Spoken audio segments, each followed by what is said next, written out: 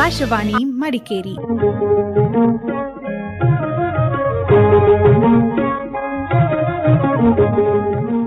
ಚಿಣ್ಣರ ಲೋಕ.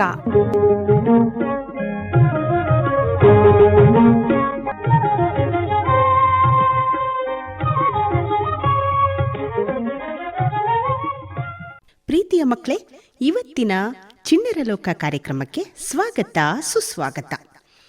ಅಂದ ಹಾಗೆ ಇಂದಿನ ಈ ಕಾರ್ಯಕ್ರಮದಲ್ಲಿ ಈಗಾಗಲೇ ನಿಮಗೆ ತಿಳಿದಿದೆ, ಕಳೆದ ಭಾನುವಾರ ಕೊಡಗಿನ ಮಡಿಕೇರಿಯ ಕೊಟ್ಟೂರು ಚೇರಂಬಾಣೆಯ ಶ್ರೀ ರಾಜರಾಜೇಶ್ವರಿ ಆಂಗ್ಲ ಮಾಧ್ಯಮ ಶಾಲೆಯ ಮಕ್ಕಳು ನಡೆಸಿಕೊಟ್ಟಂತಹ ಕಾರ್ಯಕ್ರಮವನ್ನು ಆಲಿಸಿದ್ವಿ. ಇಂದು ಕಾರ್ಯಕ್ರಮದ ಮುಂದುವರೆದ ಭಾಗ ಕೇಳೋಣ ಅಲ್ವಾ? ಸ್ನೇಹಿತರಿಗೆಲ್ಲ ನಮಸ್ಕಾರ. ಕವಿಶಿಷ್ಯ ಎಂಬ ಕಾವ್ಯನಾಮದಿಂದ ಪ್ರಸಿದ್ಧರಾಗಿರುವ ಕನ್ನಡದ ಕವಿ ಪಂಜೆ ಮಂಗೇಶ ರಾಯರ ಕಿರುಪರಿಚಯ ಮಾಡಿಕೊಡಲಿದ್ದಾರೆ ತನ್ಮಯ್ ಕೇಕೆ.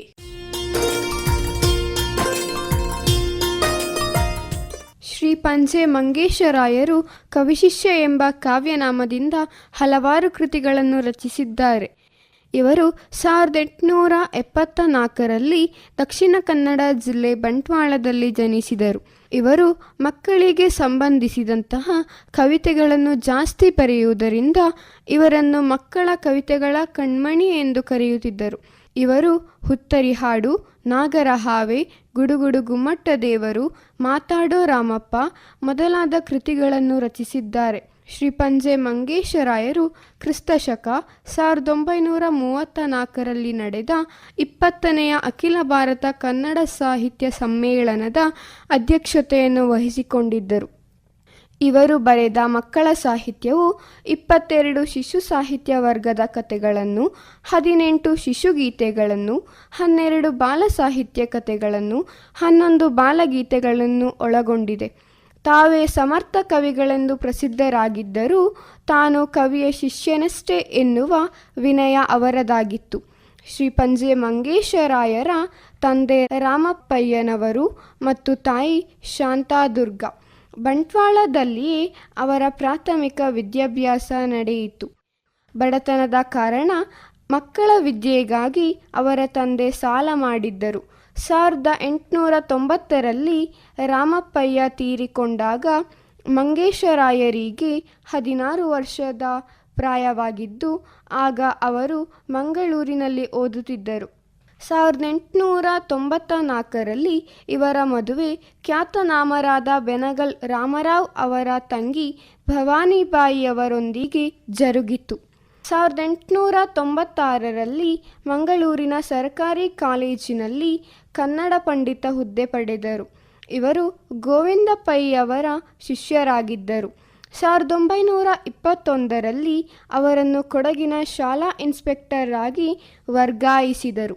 2 ವರ್ಷಗಳ ನಂತರ ಮಡಿಕೇರಿಯ ಸೆಂಟ್ರಲ್ ಹೈಸ್ಕೂಲಿನ ಮುಖ್ಯೋಪಾಧ್ಯಾಯರನ್ನಾಗಿ ಪಂಜೆ ಮಂಗೇಶರಾಯರನ್ನು ನೇಮಿಸಲಾಯಿತು.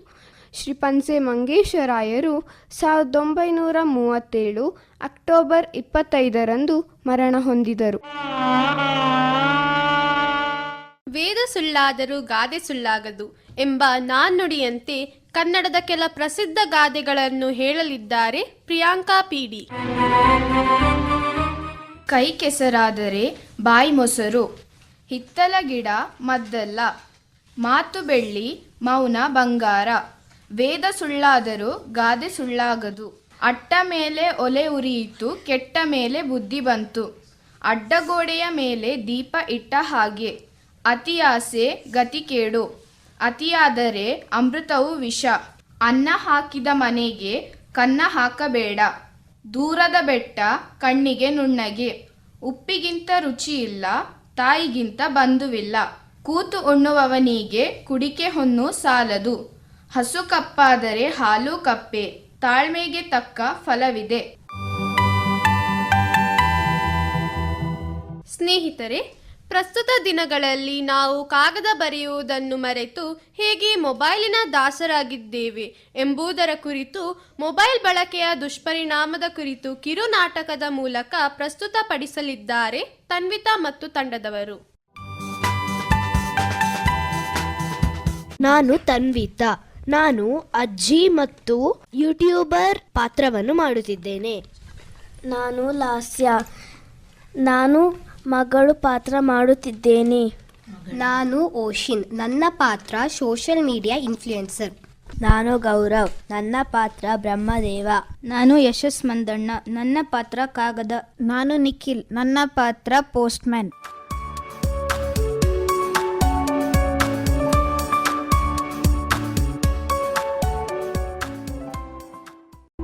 ಇದು ಯಾರು ಬರೆದ ಕಥೆಯೋ, ನನಗಾಗಿ ಬಂದ ವ್ಯತೆಯೋ. ನಮಸ್ಕಾರ, ನಾನು ಲಿಂಗಪ್ಪ, ಪೋಸ್ಟ್ಮ್ಯಾನ್ ಲಿಂಗಪ್ಪ. ಪೋಸ್ಟ್ ಬಾ ಪುಟ್ಟಿ ಇಲ್ಲಿ. ಹಾ ಮಾಮ, ಬಂದೆ. ಅಪ್ಪ ಕಾಗದ ಕಳಿಸಿದ್ದಾರಾ? ಯಾವಾಗ ಬರ್ತಾರೆ ಅಂತೆ ನಮ್ಮಪ್ಪ? ಎಷ್ಟು ದಿವಸ ಆಯಿತು ನಮ್ಮಪ್ಪ ಬರದೆ.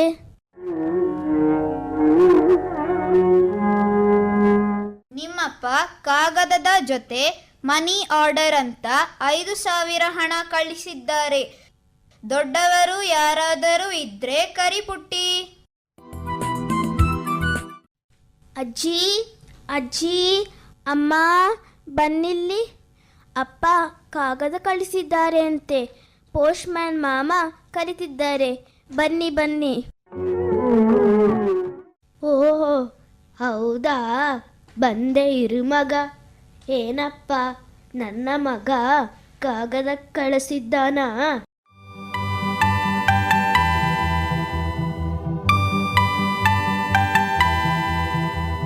ಹೌದು ಅಜ್ಜಿ, ನಿಮ್ಮ ಮಗ ಕಾಗದದ ಜೊತೆ ಮನಿ ಆರ್ಡರ್ ಅಂತ 5,000 ಹಣ ಕಳಿಸಿದ್ದಾರೆ. ಬನ್ನಿ ಇಲ್ಲಿ, ಹೆಬ್ಬೆಟ್ಟು ಒತ್ತಿ ಹಣ ಮತ್ತು ಕಾಗದ ತಗೊಳ್ಳಿ. ಅಯ್ಯೋ, ಬಾರಪ್ಪ ಇಲ್ಲಿ. ಹೀಗೆ ಕಾಗದ ಕೊಟ್ಟು ಹೋದ್ರೆ ಅದನ್ನು ಓದುವವರು ಯಾರು? ನನಗೆ ಓದು ಬರಹ ಬಂದಿದ್ರೆ ಇಷ್ಟೊತ್ತಿಗೆ ನಾನು ಟಿವಿಯಲ್ಲಿ ನ್ಯೂಸ್ ಓದ್ತಿದ್ದೆ. ಅಯ್ಯೋ ಅಜ್ಜಿ, ಹೀಗೆ ಎಲ್ಲರ ಮನೆಯಲ್ಲಿ ಬಂದ ಕಾಗದಗಳನ್ನೆಲ್ಲ ಓದುತ್ತಾ ಕುಳಿತರೆ ನನ್ನ ಕೆಲಸ ಮುಗಿಯೋದು ಯಾವಾಗ? ಕೊಡಿಯೊಮ್ಮೆ, ಓದಿ ಕೊಡ್ತೇನೆ. ನಿಮ್ಮ ಮಗ ಆದಷ್ಟು ಬೇಗ ಬರ್ತಾನೆ ಅಂತೆ. ನನಗೆ ಏನು ತೊಂದರೆ ಇಲ್ಲ, ಆರಾಮಾಗಿ ಇದ್ದೀನಿ. ಕಾಗದದ ಜೊತೆ 5,000 ದುಡ್ಡು ಕಳಿಸಿದ್ದೇನೆ. ಹಬ್ಬಕ್ಕೆ ಬಟ್ಟೆ ಬರೆ ತಗೊಳ್ಳಿ ಅಂತ ಬರೆದಿದ್ದಾರೆ. ನಾನು ಕಾಗದ. ನನ್ನ ಮೇಲೆ ಇಷ್ಟ ಬಂದದ್ದನ್ನೆಲ್ಲ ಬರೆದು ಅಳಿಸಿ ಗೀಚಿ ಕಸದ ಬುಟ್ಟಿಗೆ ಹಾಕಿ ಹೋಗುತ್ತಾರೆ. ಇದಕ್ಕೆಲ್ಲ ಒಂದು ಪರಿಹಾರ ಹುಡುಕಬೇಕು. ಬ್ರಹ್ಮದೇವನನ್ನು ತಪಸ್ಸು ಮಾಡಬೇಕು. ಓಂ ಬ್ರಹ್ಮದೇವಾಯ ನಮಃ. ಓಂ ಬ್ರಹ್ಮದೇವಾಯ ನಮಃ. ಬ್ರಹ್ಮದೇವನು ಪ್ರತ್ಯಕ್ಷನಾದನು. ಓ ಮಗು, ಏನು ಬರಬೇಕು ಕೇಳು. ಅಪ್ಪ ಬ್ರಹ್ಮದೇವ, ಕೊನೆಗೂ ನನ್ನ ತಪಸ್ಸಿಗೆ ಮೆಚ್ಚಿ ಬಂದ್ಯಾದೇವ. ಈ ಜನ ನನ್ನ ಪ್ರೀತಿಸಬೇಕು. ನಾನು ಮೊಬೈಲ್ ಆಗಬೇಕು. ನಾನು ಅವರ ಕೈಯಲ್ಲೇ ಇರಬೇಕು. ನನ್ನ ಎಲ್ಲೂ ಬಿಟ್ಟು ಹೋಗಬಾರದು. ಅಯ್ಯೋ ಮಗು, ನಿನ್ನನ್ನು ಇವಾಗಲೇ ಜನ ತುಂಬ ಪ್ರೀತಿ ಮಾಡುತ್ತಿದ್ದಾರೆ. ಇನ್ನು ಹೆಚ್ಚು ಪ್ರೀತಿ ಮಾಡಿದರೆ ನನಗೆ ಅಪಾಯವಾಗುತ್ತದೆ. ಪರವಾಗಿಲ್ಲ, ನಾನು ಕೇಳಿದವರ ನೀಡು ತಂದೆ. ತಥಾಸ್ತು. ಬ್ರಹ್ಮದೇವನ ವರದಿಂದಾಗಿ ನಾನು ಮೊಬೈಲ್ ಆಗಿ ಪರಿವರ್ತನೆಯಾದೆ. ಆದರೆ ಇಂದಿನ ಜನರ ಅತಿಯಾದ ಬಳಕೆಯಿಂದ ನಾನು ಪಡೆದ ವರವೇ ನನಗೆ ಶಾಪವಾಗಿದೆ.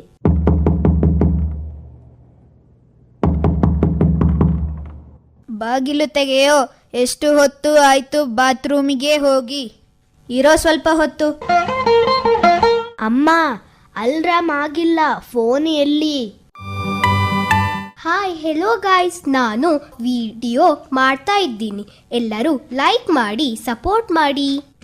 ಈಗ ಯೂಟ್ಯೂಬರ್. ಹೆಲೋ ಫ್ರೆಂಡ್ಸ್, ನಾನು ಯಾರು ಗೊತ್ತಾ? Famous YouTuber. ನಾನು ಈಗ ಶೂಟಿಂಗಿಗೆ ಹೋಗ್ತಾ ಇದ್ದೀನಿ. ಹೇಗೆ ಕಾಣಿಸ್ತಾ ಇದ್ದೀನಿ? ಅದಕ್ಕಿಂತ ಮೊದಲು ಒಂದು ವಿಡಿಯೋ ಮಾಡ್ತೀನಿ. ವಿಡಿಯೋ ಮಾಡಿ ಇವಾಗಲೇ ಅಪ್ಲೋಡ್ ಮಾಡ್ತೀನಿ. ಎಲ್ಲರೂ ಲೈಕ್ ಮಾಡಿ, ಸಬ್ಸ್ಕ್ರೈಬ್ ಮಾಡಿ, ಶೇರ್ ಮಾಡಿ ಫ್ರೆಂಡ್ಸ್. Thank you. ಅಯ್ಯೋ, ಏನು ಮಕ್ಕಳು, ಮೊಬೈಲ್ ಹಿಡಿದುಕೊಂಡು ಪ್ರಪಂಚನೇ ಮರೆತು ಬಿಟ್ಟಿದ್ದಾರೆ. ಮೊಬೈಲಿಂದ ಮಾತ್ರ ಹಣ ಸಂಪಾದನೆ ಸಾಧ್ಯ ಅನ್ಕೊಂಡಿದ್ದಾರೆ. ರೈತ, ಯೋಧ, ಶಿಕ್ಷಕ ದುಡಿದು ಹಣ ಸಂಪಾದನೆ ಮಾಡುತ್ತಿಲ್ಲವೇ? ಅಯ್ಯೋ ದೇವರೇ, ಯಾಕಾದ್ರೂ ಈ ಪ್ರಪಂಚಕ್ಕೆ ಮೊಬೈಲ್ ಅನ್ನು ಪರಿಚಯಿಸಿಬಿಟ್ಟೆಯಪ್ಪ ತಂದೆ. ಪ್ರಿಯ ಜನರೇ, ದಯವಿಟ್ಟು ಮೊಬೈಲ್ ಬಳಕೆ ಕಮ್ಮಿ ಮಾಡಿ ಆರೋಗ್ಯವಾಗಿರಿ. ಇದೀಗ ಜನನಿ ಸಿಡಿ ಅವರಿಂದ ಒಂದು ನೀತಿಕತೆ. ಒಬ್ಬ ಕುಂಬಾರ ದಿನವಿಡೀ ಕೆಲಸ ಮಾಡುತ್ತಾ ಒಂದು ದೊಡ್ಡ ಕುಂಡವನ್ನು ಮಾಡಿದನು. ಅವನು ತುಂಬ ಹೆಮ್ಮೆ ಪಟ್ಟುಕೊಂಡನು. ಆದರೆ ಕುಂಡದಲ್ಲಿ ಒಂದು ಬಿರುಕು ಕಾಣಿಸಿತು. ಇದನ್ನು ಕಂಡು ಕುಂಬಾರನು ತುಂಬ ದುಃಖಿತನಾದನು. ಮರುದಿನ ಬೆಳಗ್ಗೆ ಕುಂಬಾರನು ಕುಂಡವನ್ನು ತುಂಬಿಸಲು ನೀರನ್ನು ಸುರಿದಾಗ ನೀರು ಬಿರುಕಿನಿಂದ ಹೊರಬಂದಿತು. ಕುಂಬಾರನು ಆ ಕುಂಡವನ್ನು ಒಡೆಯಲು ನಿರ್ಧರಿಸಿದನು. ಆದರೆ ಅವನ ಮಗಳು ಅವನನ್ನು ತಡೆದಳು. ಅವಳು ಬಿರುಕಿನಲ್ಲಿ ಬೀಜಗಳನ್ನು ಬಿತ್ತಿದಳು. ಸ್ವಲ್ಪ ದಿನಗಳ ನಂತರ ಅದ್ಭುತವಾದ ಹೂವುಗಳು ಬಿರುಕಿನಿಂದ ಮೂಡಿದವು. ಇದರಿಂದ ನಮಗೆ ತಿಳಿಯುವ ನೀತಿಪಾಠ ಏನೆಂದರೆ, ನಮ್ಮ ದುರ್ಬಲತೆಗಳನ್ನು ನಾವು ನಮ್ಮ ಬಲವಾಗಿ ಮಾಡಿಕೊಳ್ಳಬೇಕು. ಈಗ ಯಶಸ್ ಮಂದಣ್ಣ ಅವರಿಂದ ಒಂದು ಭಾವಗೀತೆಯನ್ನು ಕೇಳೋಣ. ರಚನೆ ಎಚ್ ನಾರಾಯಣರಾವ್. ಉದಯವಾಗಲಿ ನಮ್ಮ ಚೆಲುವ ಕನ್ನಡ ನಾಡು, ಬದುಕು ಬಲುಹಿನ ನಿಧಿಯು ಸದಭಿಮಾನದ ಗೂಡು. ಉದಯವಾಗಲಿ ನಮ್ಮ ಚೆಲುವ ಕನ್ನಡ ನಾಡು, ಬದುಕು ಬಲುಹಿನ ನಿಧಿಯು ಸದಭಿಮಾನದ ಗೂಡು. ಉದಯವಾಗಲಿ ನಮ್ಮ ಚೆಲುವ ಕನ್ನಡ ನಾಡು. ರಾಜನ್ಯರಿಪು ಪರಶುರಾಮ ನಮ್ಮನ ನಾಡು, ಆ ಜಲದಿಯನೆ ಜಿಗಿದ ಹನುಮನೊದಿಸಿದ ನಾಡು. ರಾಜನ್ಯರಿಪು ಪರಶುರಾಮ ನಮ್ಮನ ನಾಡು, ಆ ಜಲದಿಯನೆ ಜಿಗಿದ ಹನುಮನೊದಿಸಿದ ನಾಡು. ಓ ಜಯಮ್ಮೆರೆದರಸುಗಳ ಸಾಹಸದ ಸೂಡು, ಓ ಜಯಮ್ಮೆರೆದರಸುಗಳ ಸಾಹಸದ ಸೂಡು. ತೇಜವನು ನಮಗೀವ ವೀರ ವೃಂದದ ಬೀಡು. ಉದಯವಾಗಲಿ ನಮ್ಮ ಚೆಲುವ ಕನ್ನಡ ನಾಡು, ಬದುಕು ಬಲುಹಿನ ನಿಧಿಯು ಸದಭಿಮಾನದ ಗೂಡು. ಉದಯವಾಗಲಿ ನಮ್ಮ ಚೆಲುವ ಕನ್ನಡ ನಾಡು. ತಿಮ್ಮ, ನಿನ್ನೆ ಬರಬೇಕಾದರೆ ನನ್ನ ಹೆಂಡತಿ ಕಣ್ಣಿಗೆ ಸಣ್ಣ ಕಲ್ಲೊಂದು ಬಿತ್ತು. ಅದನ್ನು ತೆಗಿಸೋಕೆ 100 ರೂಪಾಯಿ ಖರ್ಚಾಯಿತು ಕಣೋ ಗುಂಡ. ನಿಂದೆ ಪರವಾಗಿಲ್ಲ ಬಿಡಪ್ಪ. ತಿಮ್ಮ, ನಿಂಗೆ ಏನಾಯಿತು ಗುಂಡ? ನನ್ನ ಹೆಂಡತಿ ಕಣ್ಣಿಗೆ ನಿನ್ನೆ ರೇಷ್ಮೆ ಸೀರೆ ಬಿತ್ತಪ್ಪ, 5,000 ರೂಪಾಯಿ ಖರ್ಚಾಯಿತು. ಈಗ ಭಕ್ತಿಗೀತೆಯೊಂದನ್ನು ಹಾಡುತ್ತೇನೆ. ಜಗನ್ಮೋಹನನೇ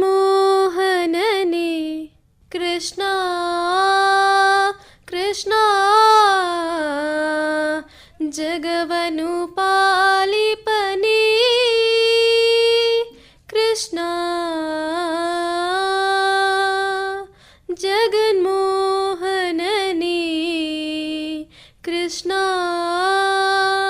ಕೃಷ್ಣ, ಜಗವನು ಪಾಲಿಪನೇ ಕೃಷ್ಣ.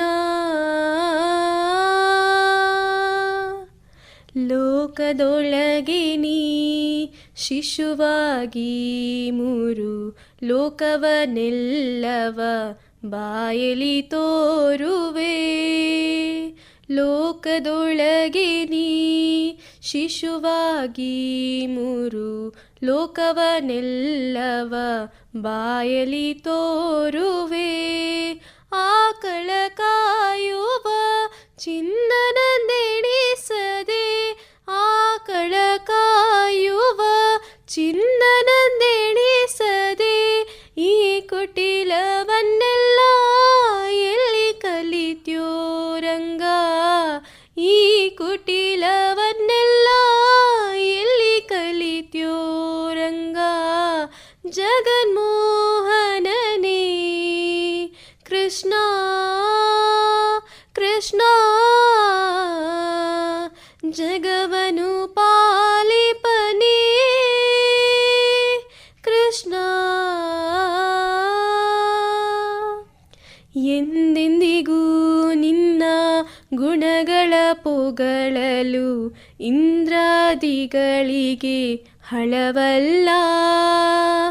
ಎಂದೆಂದಿಗೂ ನಿನ್ನ ಗುಣಗಳ ಪೊಗಳಲು ಇಂದ್ರಾದಿಗಳಿಗೆ ಹಳವಲ್ಲ. ಮಂದರದರ ಶ್ರೀ ಪುರಂದರ ವಿಠಲನ, ಮಂದರದರ ಶ್ರೀ ಪುರಂದರ ವಿಠಲನ ಒಂದೊಂದಾಟವ ಎಲ್ಲಿ ಕಲಿತ್ಯೋ ರಂಗ, ಒಂದೊಂದಾಟವ ಎಲ್ಲಿ ಕಲಿತ್ಯೋ ರಂಗ. ಜಗನ್ಮೋಹನನೇ ಕೃಷ್ಣ ಕೃಷ್ಣ, ಜಗವನು ಪಾಲಿಪನೇ ಕೃಷ್ಣ. ಜಗನ್ಮೋಹನನೇ ಕೃಷ್ಣ ಕೃಷ್ಣ, ಜಗವನು ಪಾಲಿಪನೇ ಕೃಷ್ಣ.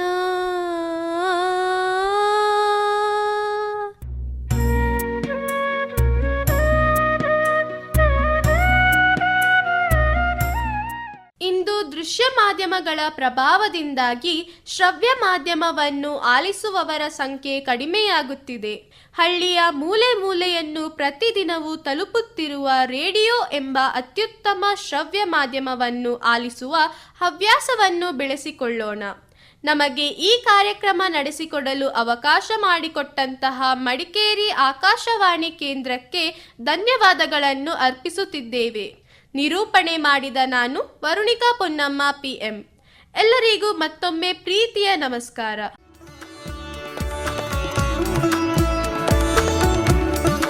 ಕಾರ್ಯಕ್ರಮವನ್ನಂತೂ ಕೇಳಿದ್ವಿ ಮಕ್ಕಳೇ. ಕಾರ್ಯಕ್ರಮ ವೈವಿಧ್ಯದಲ್ಲಿ ಪ್ರಸ್ತುತಪಡಿಸಿದಂತಹ ವಿದ್ಯಾರ್ಥಿಗಳಿಗೆ ನಾವೆಲ್ಲರೂ ಕೂಡ ಶುಭವನ್ನ ಕೋರೋಣ. ಇನ್ನು ಗಡಿಯಾರ ಹೇಳ್ತಾ ಇದೆ ಕಾರ್ಯಕ್ರಮವನ್ನು ಮುಕ್ತಾಯ ಮಾಡಿ ಅಂತ. ಕಾರ್ಯಕ್ರಮ ಮುಕ್ತಾಯ ಮಾಡೋಣ ಅಲ್ವಾ? ನಿಮ್ಮೆಲ್ಲರಿಗೆ ಶುಭವಾಗಲಿ. ನಮ್ಮೆಲ್ಲ ಪ್ರೀತಿಯ ಶ್ರೋತೃಗಳಿಗೆ ಮತ್ತೊಮ್ಮೆ ನಮಸ್ಕಾರ, ಶುಭ ಸಮಯ. ಇದುವರೆಗೆ ಮಡಿಕೇರಿ ತಾಲೂಕು ಚೇರಂಬಾಣೆಯ ಶ್ರೀ ರಾಜರಾಜೇಶ್ವರಿ ಆಂಗ್ಲ ಮಾಧ್ಯಮ ಶಾಲೆಯ ವಿದ್ಯಾರ್ಥಿಗಳಿಂದ ಕಾರ್ಯಕ್ರಮ ವೈವಿಧ್ಯದ ಮುಂದುವರೆದ ಭಾಗ. ಸಂಕಲನ ಮಮತಾ ಶಾಸ್ತ್ರಿ, ನಿರ್ವಹಣೆ ಎಂ ಶಕುಂತಲಾ. ಚಿಣ್ಣರ ಲೋಕ ಆಕಾಶವಾಣಿ ಮಡಿಕೇರಿ ಕೇಂದ್ರದಿಂದ ಮೂಡಿಬಂತು.